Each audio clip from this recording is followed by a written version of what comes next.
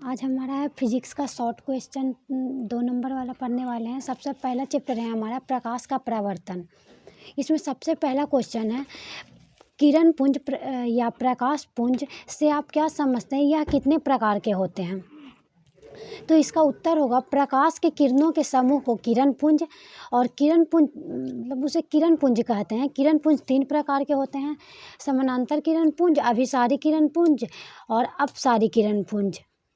आगे हमारा दूसरा क्वेश्चन है प्रकाश के परावर्तन से क्या समझते हैं, इसके नियमों को लिखें। तो इसका उत्तर होगा किसी प्रकाश स्रोत से आ रही प्रकाश की किरणें दर्पण से टकराकर पुनः उसी माध्यम में लौट जाने की क्रिया को प्रकाश का परावर्तन कहते हैं।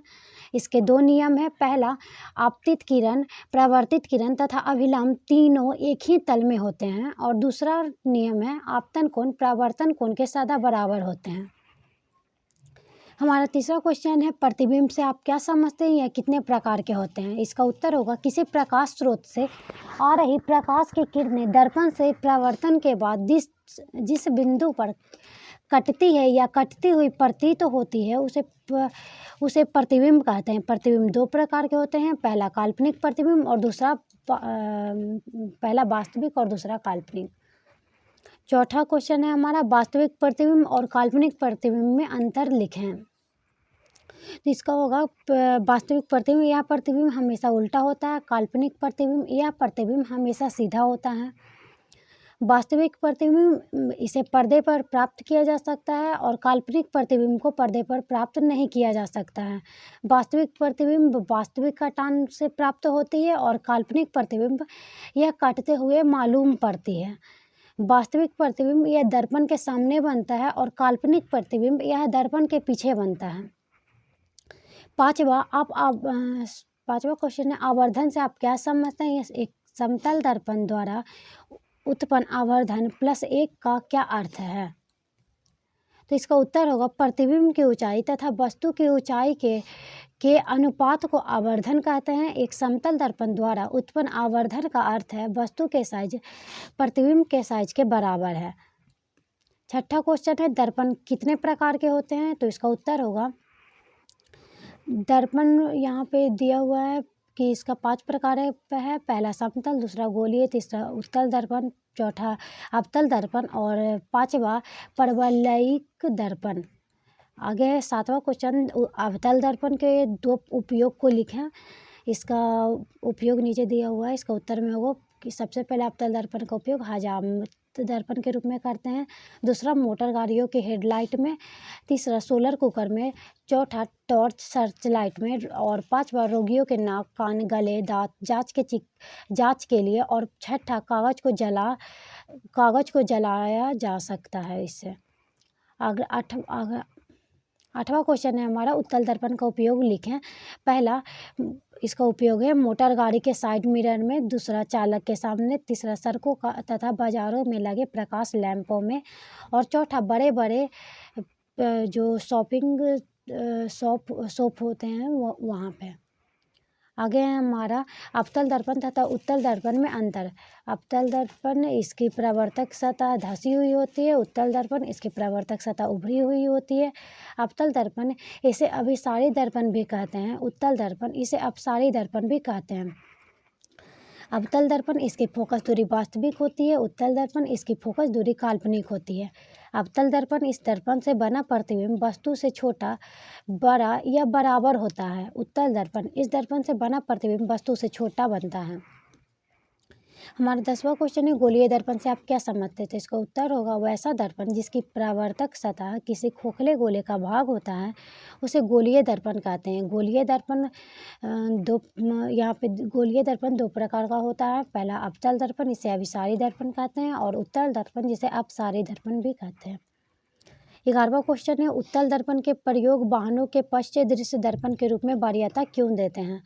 तो इसका उत्तर होगा उत्तल दर्पण का प्रयोग साइड मिरर के रूप में इसलिए किया जाता है क्योंकि इससे हमेशा सीधा प्रतिबिंब बनता है, बाहर के बड़े क्षेत्र को छोटे रूप में दिखाते हैं। 12वां क्वेश्चन है अवतल दर्पण का प्रयोग मोटर गाड़ी के हेडलाइट में क्यों करते हैं? तो इसका उत्तर होगा मोटर गाड़ी के हेडलाइट में एक परावर्तक का काम करता है। इसे बल्ब दर्पण के मुख्य फोकस पर होता है। अतः परावर्तन के बाद प्रकाश समानांतर किरण पुंज के रूप में आगे बढ़ता है। 13वां क्वेश्चन है, अवतल दर्पण का प्रयोग हजामती के रूप में क्यों किया जाता है? इसका उत्तर होगा, अवतल दर्पण का प्रयोग हजामती के रूप में इसलिए किया जाता है क्योंकि अवतल दर्पण में चेहरे का प्रतिबिंब सीधा, बड़ा और काल्पनिक प्रतिबिंब बनता है। 14वां क्वेश्चन, अवतल दर्पण का प्रयोग सोलर कुकर में क्यों किया जाता है? तो इसका उत्तर होगा, अवतल दर्पण का प्रयोग सोलर कुकर में इसलिए किया जाता है क्योंकि यह सूर्य के सभी प्रकाश के किरणों को एक जगह फोकस पर एकत्रित करते हैं, जिससे ताप बढ़ जाता है और खाना पकाने में सुविधा होती है। 15वां क्वेश्चन है, अब उत्तल दर्पण का प्रयोग सड़क या गली में स्ट्रीट लाइट के रूप में क्यों किया जाता है? इसका उत्तर होगा, उत्तल दर्पण का प्रयोग सड़क या गली के स्ट्रीट लाइट में परावर्तक के रूप में किया जाता है क्योंकि इसके द्वारा हमेशा सीधा और छोटा प्रतिबिंब बनता है, जिससे यह बड़ा दृष्टि क्षेत्र बनाता है। गोलीय दर्पण द्वारा परावर्तन के लिए कार्तीय चिन्ह परिपाटी को लिखें। तो इसका पहला इसमें होगा कि वस्तु हमेशा दर्पण के बाईं ओर रखा जाता है। दूसरा, मुख्य अक्ष के समानांतर सभी दूरियां ध्रुव से मापी जाती है। तीसरा, मूल बिंदु से राइट की ओर की दूरी धनात्मक तथा लेफ्ट की ओर की दूरी ऋणात्मक चिन्ह से लेते हैं। चौथा, मुख्य अक्ष के लंबवत ऊपर की जो दूरियां होती है धनात्मक और नीचे की दूरियां ऋणात्मक चिन्ह से लेते हैं। अगला क्वेश्चन है हमारा, समतल दर्पण द्वारा बने प्रतिबिंब की विशेषता लिखें। तो पहला, प्रतिबिंब दर्पण के पीछे बनता है, प्रतिबिंब सीधा बनता है, प्रतिबिंब आभासी होता है, अतः इसे पर्दे पर उतारा नहीं जा सकता है, और उसके बाद प्रतिबिंब पार्श्विक रूप से उल्टा होता है, और छठा या इसका 5वां गुण है कि प्रतिबिंब आकार वस्तु के आकार के बराबर होता है।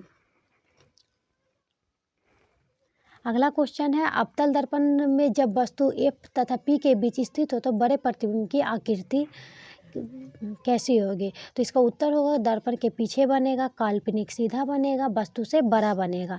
यहाँ पे उसका मतलब किरण आरेख दिखाया गया है। जब कोई किरण फोकस और ध्रुव के बीच होता है तो उसका जो प्रतिबिंब बनता है वो काल्पनिक बनता है और दर्पण के पीछे बनता है। आगे, उत्तल दर्पण में वस्तु से अनंत पर रखे प्रतिबिंब की स्थिति बताएं। तो इसका उत्तर होगा, फोकस पे बनेगा और आभासी और सीधा बनेगा, वस्तु से बहुत छोटा बनेगा। यहाँ पे दिखाया गया है कि मतलब अनंत से आई किरणें जब उत्तल दर्पण से टकराती है तो वह फोकस पे मिलती हुई प्रतीत होती है और छोटा बनता है और आभासी बन रहा है क्योंकि यह दर्पण के पीछे बन रहा है। आगे दूसरा चैप्टर है हमारा, प्रकाश का अपवर्तन। इसमें पहला क्वेश्चन है हमारा, प्रकाश का अपवर्तन से आप क्या समझते हैं? इसके नियमों को लिखें। इसका उत्तर होगा, जब कोई प्रकाश की किरणें एक माध्यम से दूसरे माध्यम में प्रवेश करती है तो इसके दिशा में विचलन होने की क्रिया को प्रकाश का अपवर्तन कहते हैं। इसके 2 नियम हैं। पहला नियम है, आपतित किरण, अपवर्तित किरण तथा अभिलंब तीनों एक ही तल बिंदु होते हैं, और दूसरा नियम है, आपतन कोण के ज्या तथा अपवर्तन कोण के ज्या का अनुपात सदैव बराबर होता है।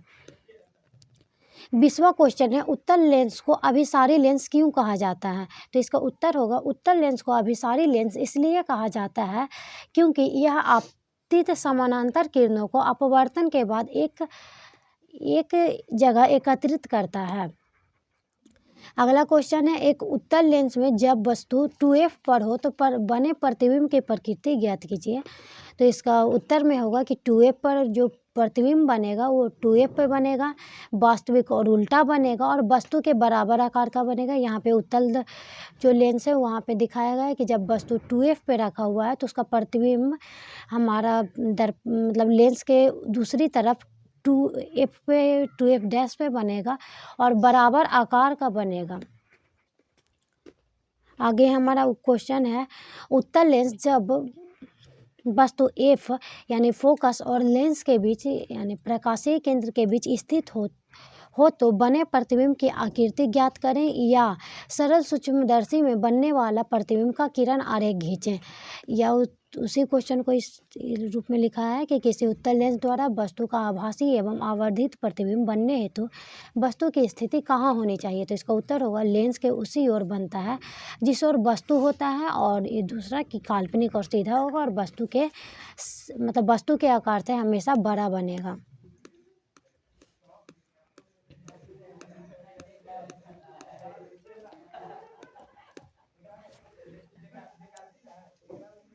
यहाँ पे जो सरल सूक्ष्मदर्शी में उत्तल लेंस का जिस प्रकार से उपयोग होता है उसका किरण आरेख यहाँ पे दिया हुआ है। जब फोकस और प्रकाशीय केंद्र के बीच कोई भी वस्तु रखा हुआ रहता है तो वह काल्पनिक उसका प्रतिबिंब मतलब बनता है, क्योंकि यह उसके काल्पनिक कटानों से बना है।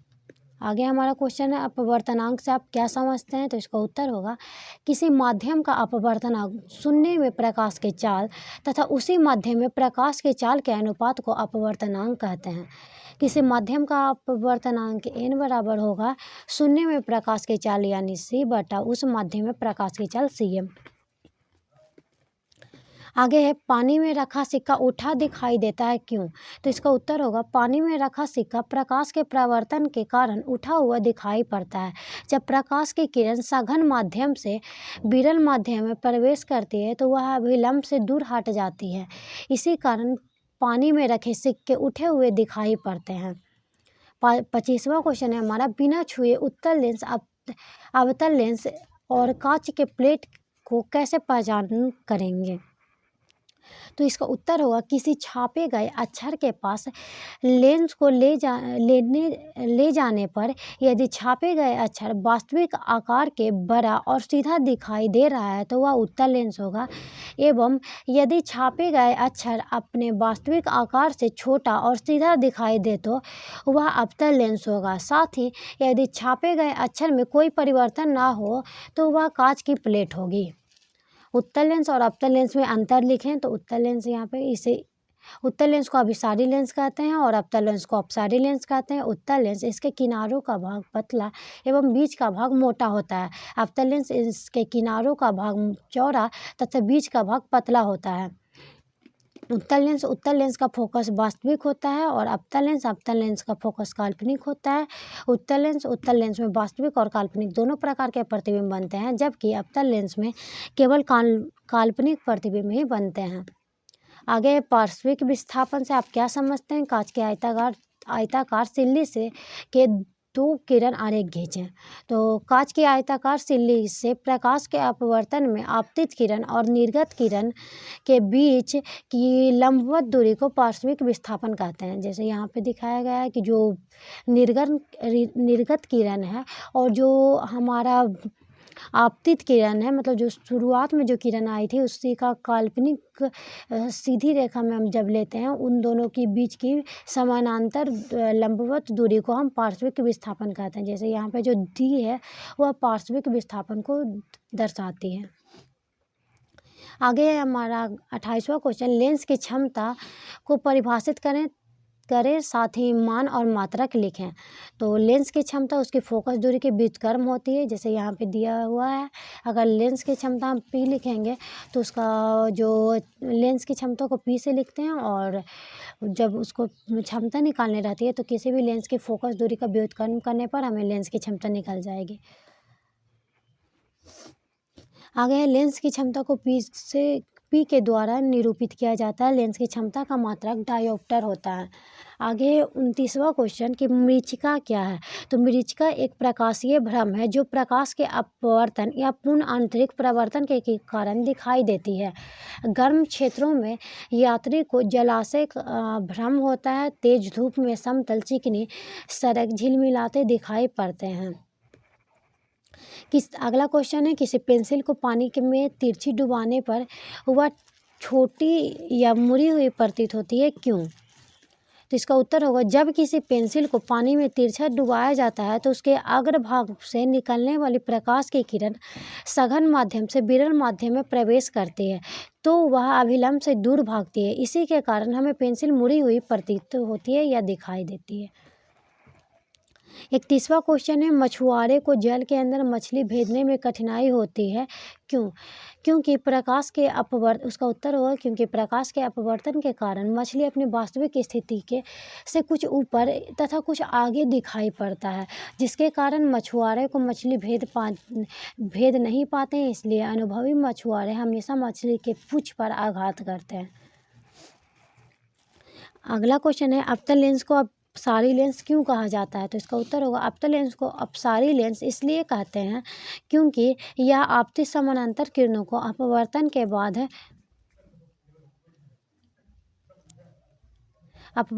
बाद अपसरित कर देते हैं। आगे है अगला क्वेश्चन, पूर्ण आंतरिक परावर्तन से आप क्या समझते हैं? इसके शर्त को लिखें। तो इसका उत्तर होगा, अपवर्तन के बाद प्रकाश को पुनः उसी माध्यम में लौटना पूर्ण आंतरिक परावर्तन कहलाता है। इसका शर्त निम्न दिया हुआ है। पहला, पूर्ण आंतरिक परावर्तन के लिए प्रकाश को सघन माध्यम से विरल माध्यम में जाना चाहिए। और दूसरा, पूर्ण आंतरिक परावर्तन के लिए आपतन कोण का मान क्रांतिक कोण के मान से अधिक होना चाहिए। आगे है मानव नेत्र, अगला चैप्टर है हमारा। इसमें सबसे पहला क्वेश्चन है, दृष्टि दोष क्या है, यह कितने प्रकार के होते हैं? तो इसका उत्तर होगा, वैसे दोष जिसे दूर या निकट या दोनों की वस्तु साफ साफ दिखाई नहीं दे तो उसे दृष्टि दोष कहते हैं। इसका है कि आगे दृष्टि दोष 4 प्रकार के होते हैं। पहला निकट दृष्टि दोष, दूसरा दूर दृष्टि दोष, तीसरा जरा दृष्टि दोष और चौथा अभिमुखता दृष्टि दोष। और वैसा दृष्टि दोष जिसमें कि निकट की वस्तु साफ साफ दिखाई दे परंतु दूर की वस्तु साफ साफ दिखाई ना दे तो उसे निकट दृष्टि दोष कहते हैं। निकट दृष्टि दोष को दूर करने के लिए अवतल लेंस का प्रयोग करते हैं। तो इसका क्वेश्चन होगा कि निकट दृष्टि दोष किसे कहते हैं और इस दोष को दूर करने का लिए हम किस लेंस का प्रयोग करते हैं? यहाँ पे क्वेश्चन उसका नहीं दिया हुआ है। आगे हमारा क्वेश्चन है, दूरदृष्टि दोष से आप क्या समझते हैं? इसे दूर करने के लिए कौन सा लेंस का प्रयोग करेंगे? तो वैसा दृष्टि दोष जिसमें दूर की वस्तु साफ साफ दिखाई देती है परंतु निकट की वस्तु साफ नहीं दिखाई देती है तो उसे हम दूर दृष्टि दोष कहते हैं। दूर दृष्टि दोष को दूर करने के लिए उत्तल लेंस का प्रयोग किया जाता है। आगे है वर्ण या वर्ण विक्षेपण से आप क्या समझते हैं? इंद्रधनुष का निर्माण कैसे होता है? तो इसका उत्तर होगा, जब किसी श्वेत प्रकाश के किरण को प्रिज्म से गुजारा जाता है तो वह अपने आधार की ओर मुड़कर 7 रंगों में एक रंगीन पट्टी का बनाती है, जिसे वर्णपट कहते हैं। वर्णपट के 7 रंगों को संक्षिप्त रूप में बैजानिया पिनाला कहते हैं, जो नीचे से ऊपर की ओर दर्शाता है, जिसमें बैगनी, जामुनी, नीला, हरा, पीला, नारंगी और लाल रंग होते हैं। 38वां क्वेश्चन है, प्रिज्म से होकर प्रकाश के अपवर्तन से आप क्या समझते हैं तथा इसका किरण आरेख खींचें।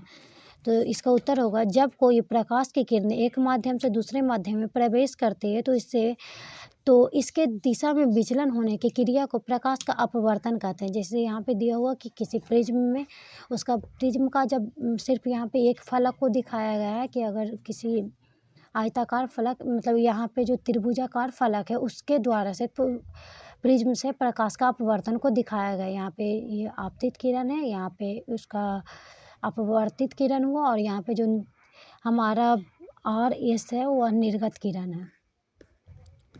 आगे है 39वां क्वेश्चन, अंतरिक्ष यात्री को आकाश का रंग काला क्यों दिखाई पड़ता है? तो इसका उत्तर होगा, अंतरिक्ष में वायुमंडल नहीं होता है, जिससे सूर्य की किरणों का परावर्तन नहीं हो पाता है बल्कि अवशोषण कर लेती है और इसी कारण अंतरिक्ष यात्री को आकाश का रंग काला दिखाई पड़ता है। 40वां क्वेश्चन है, लाल रंग का प्रयोग खतरे के संकेत में क्यों किया जाता है? तो इसका आंसर होगा, क्योंकि लाल रंग के प्रकीर्णन कम होता है, जिससे इसका फैलाव नहीं होकर यह एक ही जगह स्थायी होता है तथा इससे तरंग दैर्ध्य भी सबसे अधिक होता है। इसी कारण कोहरा, कुहासा, धुआं में लाल रंग स्पष्ट दिखाई देता है। आगे है, लाल फूल हरे प्रकाश में काला दिखाई क्यों पड़ता है?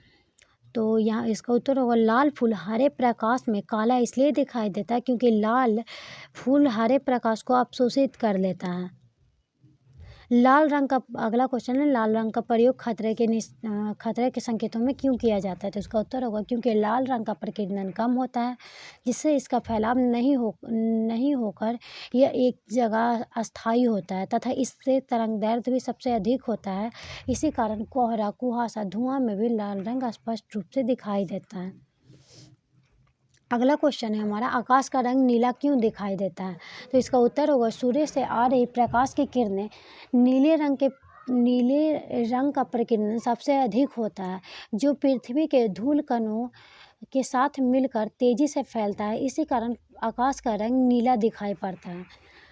आगे हमारा क्वेश्चन है, बादल का रंग सफ़ेद क्यों दिखाई देता है? तो इसका उत्तर होगा बादलों में वर्षा की बड़ी बड़ी जल की बूंदें होती है, जो सूर्य से आ रहे प्रकाश की किरणों को परावर्तित कर देता है। यही कारण है कि बादलों का रंग सफ़ेद दिखाई देता है।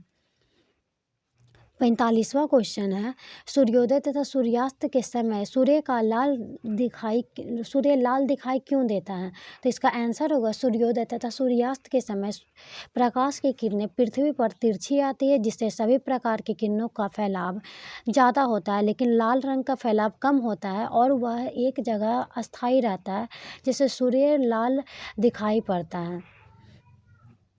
अगला क्वेश्चन है, आकाश में तारे टिमटिमाते हैं परंतु ग्रह नहीं, क्यों? तो इसका उत्तर होगा आकाश में तारे इसलिए टिमटिमाते हैं क्योंकि तारे के पास अपनी प्रकाश होती है, जिससे वह पृथ्वी तक आने में विभिन्न परतों से होकर गुजरना पड़ता है, जिससे प्रकाश का अपवर्तन होता है। यही कारण है कि आकाश में तारे टिमटिमाते हैं परंतु ग्रहों के पास अपनी प्रकाश नहीं होती, इसलिए आकाश में ग्रह नहीं टिमटिमाते हैं।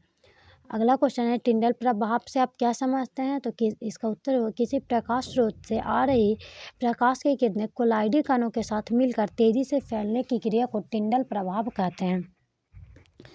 48वां क्वेश्चन है, इंद्रधनुष से क्या है, इसका निर्माण कैसे होता है? तो इसका उत्तर होगा इंद्रधनुष एक प्राकृतिक वर्णपट है, जिसका निर्माण सूर्य के विपरीत दिशा में होता है। यह वर्षा के तुरंत बाद जब मौसम साफ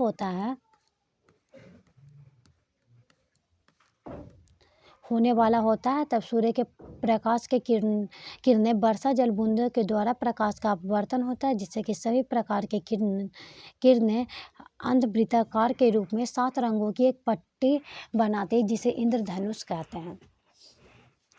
39वां क्वेश्चन है, नेत्र की समंजन क्षमता से आप क्या समझते हैं? तो इसका उत्तर होगा नेत्र की वैसी क्षमता जिसके कारण अपनी फोकस दूरी को एडजस्ट करने या मतलब उसे समायोजित करने निकट या दूर की वस्तु को रेटिना पर फोकस करता है। अगला चैप्टर है हमारा विद्युत धारा।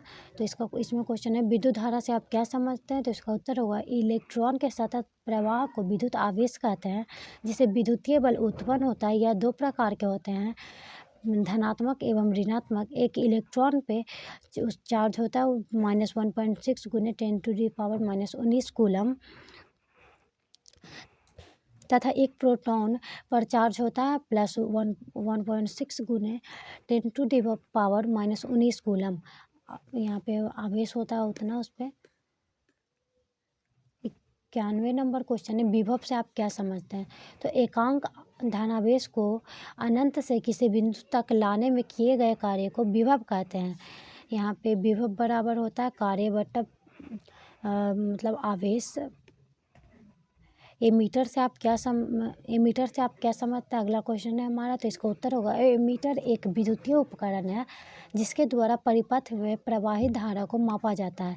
एमीटर को विद्युत परिपथ में श्रेणी क्रम में जोड़ा जाता है। एमीटर का प्रतिरोध अपेक्षाकृत कम होता है।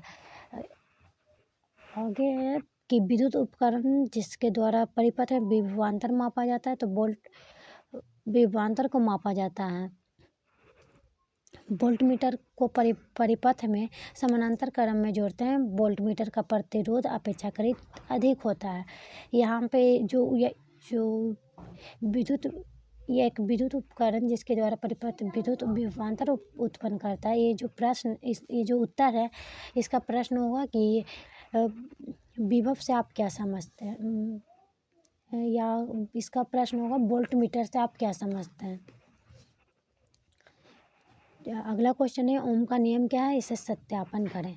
तो किसी चालक तार में प्रवाहित धारा प्रबल उत्पन्न विभवांतर के समानुपाती तथा प्रतिरोध के व्युत्क्रमानुपाती होता है। उसे यहाँ पे आई मतलब यहाँ पे आई समानुपाती होता है भी के, और आई समानुपाती होता है उसके अनुप्रस्थ काट के क्षेत्रफल के। यहाँ पे मतलब यहाँ पे प्रतिरोध आर बराबर है, आई बराबर होता है भी बटा आर और भी बराबर आई आर। आगे क्वेश्चन है प्रतिरोध से आप क्या समझते हैं। तो प्रतिरोध किसी चालक का वह गुण होता है जो धारा के प्रवाह का विरोध करता है। प्रतिरोध का एसआई मात्रक ओम होता है। ओम को ओमेगा के द्वारा सूचित किया जाता है। किसी चालक का प्रतिरोध 3 बातों पर निर्भर करता है। पहला, चालक की लंबाई, दूसरा अनुप्रस्थ काट का क्षेत्रफल और तीसरा पदार्थ की प्रकृति। अगला क्वेश्चन है प्रतिरोधों का समूहन से आप क्या समझते हैं। तो इसका उत्तर होगा 2 या 2 से अधिक प्रतिरोधों को कई विधियों से सजा देने की क्रिया को प्रतिरोधों का समूहन कहते हैं।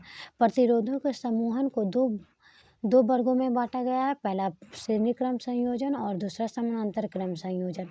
अगला क्वेश्चन है विद्युत धारा से आप क्या समझते हैं। तो इसका उत्तर होगा किसी चालक तार में आवेश के प्रवाह को विद्युत धारा कहते हैं। विद्युत धारा का एसआई मात्रक एम्पियर या यहाँ पे दिया हुआ कूलम पर सेकेंड होता है। विद्युत धारा एक अदिश राशि है। विद्युत धारा को आई के द्वारा सूचित किया जाता है। 98 क्वेश्चन है विद्युत शक्ति से आप क्या समझते हैं। तो इसका उत्तर होगा किसी परिपथ में विद्युत ऊर्जा के खर्च होने की दर को विद्युत शक्ति कहते हैं। यहाँ पे विद्युत शक्ति बराबर होता है P बराबर W/T। विद्युत शक्ति का एसआई मात्रक होता है वाट। विद्युत ऊर्जा से आप क्या समझते हैं। इसका उत्तर होगा वैसा ऊर्जा जो चालक में विद्युत आवेश को प्रवाहित होने में खर्च होती है उसे विद्युत ऊर्जा कहते हैं। विद्युत ऊर्जा का छोटा मात्रक जूल होता है। कार्य आंतरिक ऊर्जा उष्मा का एसआई मात्रक जूल होता है। विद्युत ऊर्जा का एसआई मात्रक किलोवाट घंटा होता है। विद्युत हीटर से आप क्या समझते हैं। इसका उत्तर होगा विद्युत हीटर एक विद्युतीय उपकरण है जो कि विद्युत ऊर्जा को उष्मा ऊर्जा में बदल देती है। विद्युत हीटर का तार नाइक्रोम का बना होता है। नाइक्रोम का तार का गलनांक काफ़ी उच्च होता है। नाइक्रोम निकेल तथा क्रोमियम से मिलकर बना होता है।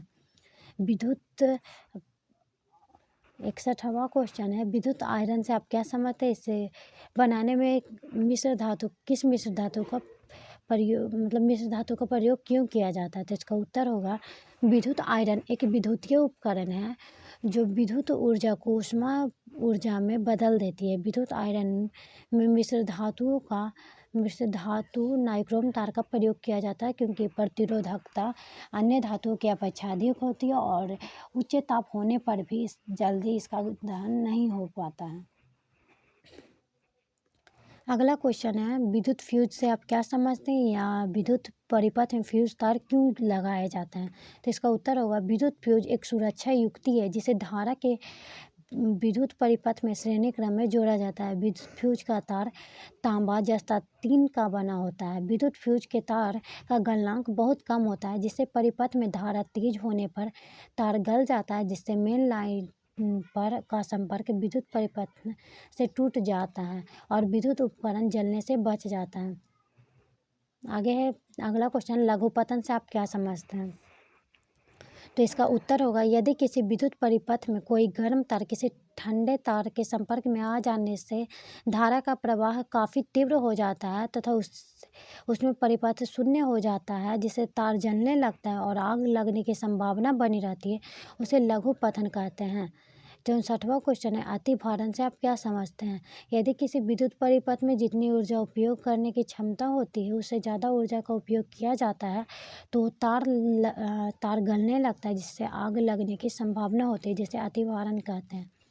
65वां क्वेश्चन विद्युत बल्ब से आप क्या समझते हैं। विद्युत बल्ब का फिलामेंट टंगस्टन का क्यों बना होता है। तो इसका उत्तर होगा विद्युत बल्ब एक विद्युतीय उपकरण है जो विद्युत ऊर्जा को ऊष्मीय ऊर्जा तथा प्रकाश ऊर्जा में बदल देती है। विद्युत बल्ब का फिलामेंट टंगस्टन का बना होता है क्योंकि टंगस्टन का गलनांक काफ़ी उच्च होता है, लगभग 3400 डिग्री सेल्सियस, जिससे अधिक ताप मिलने पर भी यह गलता नहीं है और यह हमें ऊष्मा और ऊर्जा देता है। विद्युतीय बल्ब में विद्युतीय बल्ब में नाइट्रोजन और आर्गन जैसे निष्क्रिय गैस का प्रयोग क्यों किया जाता है? तो इसका उत्तर होगा विद्युत बल्ब में निष्क्रिय गैस का प्रयोग इसलिए किया जाता है क्योंकि फिलामेंट गर्म होने पर इससे निकलने वाले काले रंग का अपशिष्ट पदार्थ का परत नहीं चढ़ता है और हमें प्रकाश देता है। यदि विद्युत धारा हवा माध्यम में प्रवाहित किया जाए तो यह ऑक्सीजन से ऑक्सीकृत होकर भंगुर हो जाएगा और टूट जाएगा। अगला क्वेश्चन है एम्पियर की परिभाषा दें। विभव में आवेश बहने को एम्पियर कहते हैं। यह किसी चालक तार से 1 सेकेंड में 1 कूलम आवेश प्रवाहित होता है तो उसे 1 एम्पियर कहा जाता है। यहाँ पे है 1 एम्पियर बराबर 1 कूलम पर 1 सेकेंड। घरों में विद्युत अगला क्वेश्चन है घरों में विद्युत परिपथ में विद्युत उपकरण समानांतर क्रम में क्यों जोड़े जाते हैं? तो इसका उत्तर होगा प्रतिरोधों को पार्श्व क्रम में जोड़ने पर किसी भी चालक में स्विच की मदद से करंट को जब मन करे तब उसे निष्क्रिय कर सकते हैं। समानांतर क्रम में जोड़ने पर समानांतर शाखाएं के सिरों के बीच विभवांतर बराबर होता है, इसलिए लाइट, फ्रिज, आयरन को एक विभव पर चलाने लायक बनाया जा सकता है। अगला क्वेश्चन है घरों के विद्युत परिपथ में विद्युत उपकरण श्रेणी क्रम में क्यों नहीं जोड़े जाते हैं? तो इसका उत्तर होगा प्रतिरोधों के श्रेणी क्रम में समान विद्युत धारा उपकरणों में प्रवाहित होती है एवं श्रेणी क्रम में कम से अधिक उपकरण लगाने से धीरे धीरे विद्युत धारा का मान घटता है क्योंकि सभी श्रेणी क्रम में होने के कारण कुल प्रतिरोध अधिक हो जाता है और प्रत्येक उपकरण में विभवांतर अलग अलग होता है। 17वां क्वेश्चन है एमीटर को श्रेणी क्रम में क्यों जोड़ा जाता है?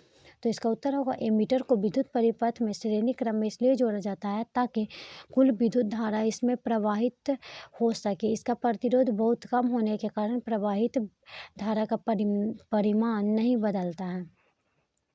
अगला क्वेश्चन है वोल्टमीटर को समानांतर क्रम में क्यों जोड़ा जाता है? तो इसका उत्तर होगा वोल्टमीटर 2 बिंदुओं के बीच विभवांतर मापने का काम करती है तथा इसका प्रतिरोध बहुत अधिक होने के कारण यह परिपथ से नहीं के बराबर धारा लेता है, इसलिए इसे समानांतर क्रम में जोड़ा जाता है। विद्युत धारा के चुंबकीय प्रभाव अगला चैप्टर है हमारा। इसमें पहला क्वेश्चन है चुंबकीय क्षेत्र से आप क्या समझते हैं? तो इसका उत्तर होगा किसी चुंबक के चारों ओर का वह क्षेत्र जिसमें आकर्षण या प्रतिकर्षण बल का अनुभव होता है उसे चुंबकीय क्षेत्र कहा जाता है या कहते हैं। 73वां क्वेश्चन है चुंबकीय क्षेत्र रेखाएं के गुण लिखें। तो इसका पहला गुण होगा कि चुंबक क्षेत्र रेखाएं कभी एक दूसरे को नहीं काटती है क्योंकि यह एक ही दिशा की ओर संकेत करती है। दूसरा, चुंबक क्षेत्र रेखाएं नॉर्थ पोल से शुरू होकर साउथ पोल तक समाप्त होती है। तीसरा, चुंबक क्षेत्र रेखाएं अपेक्षाकृत ज़्यादा निकट होती है तो वहाँ चुंबकीय बल ज़्यादा लगता है। अगला क्वेश्चन है ऑस्टेट का प्रयोग लिखें और प्रयोग के द्वारा सिद्ध करें कि विद्युत धारा चुंबकीय क्षेत्र उत्पन्न करता है। इसका उत्तर होगा ऑस्टेट के चुंबकीय क्षेत्र के बारे में एक चालक तार से धारा प्रवाहित किया और एक चुंबकीय सुई को उसके नज़दीक ले गए तो उन्होंने पाए कि सुई विक्षेपित हो जाता है, परंतु धारा का प्रवाह हटा देने पर सुई विक्षेपित नहीं होती है। तब उन्होंने पाया कि धारा का प्रवाह करने का चुंबकीय गुण आता है, परंतु धारा का प्रवाह बंद कर देने पर चुंबकीय गुण खत्म हो जाता है।